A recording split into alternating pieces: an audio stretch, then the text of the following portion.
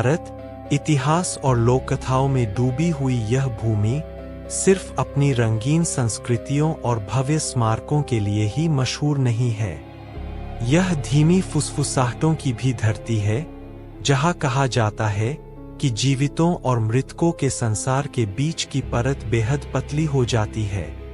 आज रात हम भारत के रहस्यमय पारलौकिक जगत की ओर एक यात्रा पर निकल रहे हैं, उन वास्तविक घटनाओं और भूतिया स्थलों की खोज करते हुए जो आज भी अपने अदृश्य रहस्यों को संजोए हुए हैं। आइए मेरे साथ उन कहानियों को उजागर करें जो भुलाए जाने से इनकार करती है, जहां इतिहास और अलौकिकता आपस में गुंथी हुई है।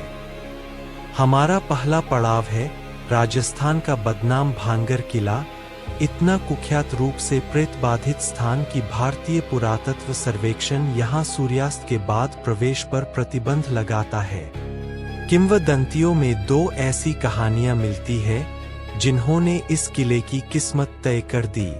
पहली कथा एक तपस्वी गुरु बालूनाथ की है, जिन्होंने किले के निर्माण की अनुमति इस शर्त पर दी थी कि उसकी परछाई कभी भी उनके आश्रम पर नहीं पड़ेगी। लेकिन एक महत्वाकांक्षी उत्तराधिकारी ने जब महल को ऊंचा कर दिया तो उसकी छाया तपस्वी के निवास को ढक गई और उनके श्राप ने भानगढ़ को खंडहर बना दिया। दूसरी और अधिक प्रसिद्ध कहानी राजकुमारी रत्नावती और एक तांत्रिक से जुड़ी है जो उन पर मोहित था। उसने प्रेम मंत्र से उन्हें वश में करने की कोशिश की, लेकिन राजकुमारी उसकी चाल समझ गई और उस जादुई तेल को एक चट्टान पर फेंक दिया, जो पलटकर तांत्रिक पर ही गिर पड़ी और उसका अंत कर दिया। मरते समय तांत्रिक ने किले को श्राप दिया और उसके बाद वहां रहने वालों का विनाश निश्चित हो गया। आज भी आने वाले लोग एक अजीब बेचैनी, अनजानी आवाजें और भूतिया साया देखने की घटनाएं बताते हैं। कई लोग जिन्होंने रात बिताने की हिम्मत की या तो लापता हो गए या फिर अपने अनुभव सही तरह से बयान ही नहीं कर पाए। जैसलमेर की स्वर्ण नगरी से अधिक दूर नहीं, समय में थमी हुई एक बस्ती है कुलधरा। कभी पालीवाल ब्राह्मणों का समृद्ध गांव, कुलधरा और इसके आसपास के 83 गांवों की पूरी आबादी 19वीं शताब्दी में एक ही रात में गायब हो गई। कहानी के अनुसार जैसलमेर के अत्याचारी दीवान सलीम सिंह की नजर गांव के मुखिया की बेटी पर पड़ गई थी। अपनी इच्छा पूरी न होने पर उसने भारी कर लगाने की धमकी दी। लड़की की इज्जत बचाने के लिए गांव वालों ने अपने पुश्तैनी घरों को छोड़ने का फैसला किया, लेकिन जाने से पहले उन्होंने इस भूमि को श्राप दिया कि यहाँ दोबारा कभी कोई बस नहीं सकेगा। शाप सच साबित हुआ, कुलधरा आज भी वीरान पड़ा है। जो लोग यहाँ रात बिताने की कोशिश करते हैं, वे अजीब-अजीब पारलौकिक अनुभवों की बात करते हैं।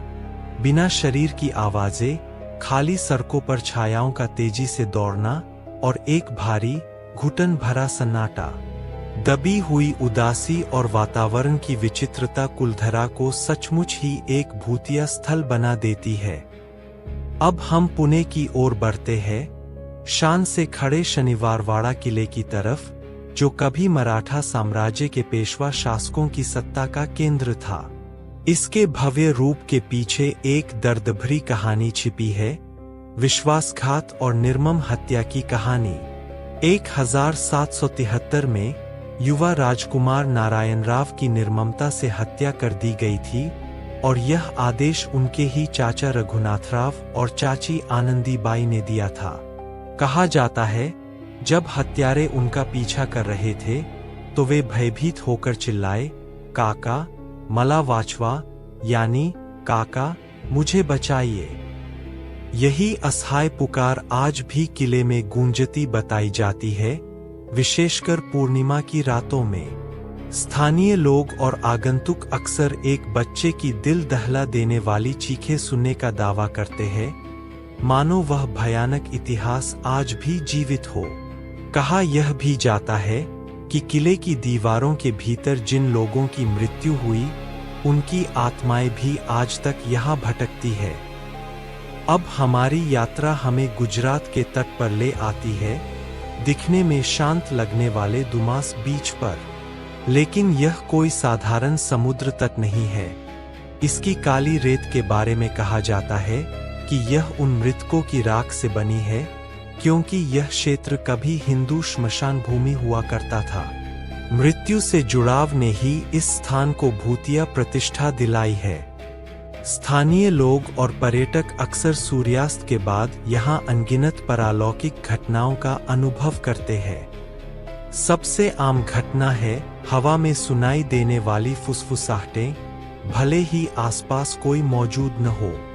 लोगों ने परछाइयों जैसे आकृतियां देखने और किसी के लगातार देखने की बेचैन कर देने वाली अनुभूति होने की भी बातें कही है। कुछ कहानियां तो यहाँ रात में टहलने जाने वाले लोगों के रहस्यमय तरीके से गायब हो जाने तक की है। लहरों की आवाज और हवा में घुलती अनजान फुसफुसाहटों के बीच पसरा हुआ सन्नाटा दुमास बीच को एक सच्चे अर्थ में विचलित करने वाला स्थान बना देता है।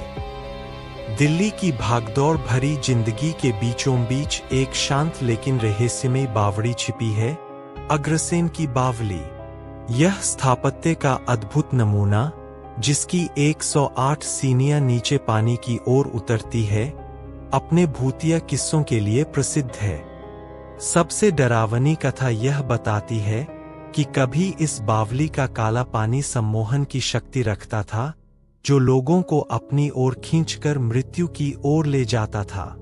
कहा जाता है कि जैसे जैसे लोग सीढ़ियां उतरते, उन्हें किसी अनजाने कारण से गहरे, धुंधले पानी में कूद जाने की इच्छा होने लगती थी। आज बावली लगभग सूखी है, फिर भी यहाँ कदम रखते ही किसी की निगाहें पीछा कर रही हों, ऐसी अनुभूति अक्सर होती है। घूमने आने वाले लोग अजीब सी फुसफुसाहटें सुनने और अचानक दिल दहला देने वाली बेचैनी महसूस करने की बात कहते हैं। ऊपर उड़ते अनगिनत चमगादड़ों की मौजूदगी इस जगह की रहस्यमयी और डरा देने वाली हवा को और भी गहरा बना देती है। हमारा अंतिम पड़ाव है पश्चिम बंगाल का धुंध से घिरा हिल स्टेशन कुर्सियोंग, जहां डाउ हिल और विक्टोरिया बॉयज हाई स्कूल अपने पारलौकिक घटनाओं के लिए कुख्यात है। डाउ हिल के आसपास के घने जंगलों में एक बिना सिर वाले लड़के के भटकने की कहानियां सबसे प्रसिद्ध है। कहा जाता है कि वह अचानक दिखाई देता है और पल भर में पेड़ों के बीच गायब हो जाता है।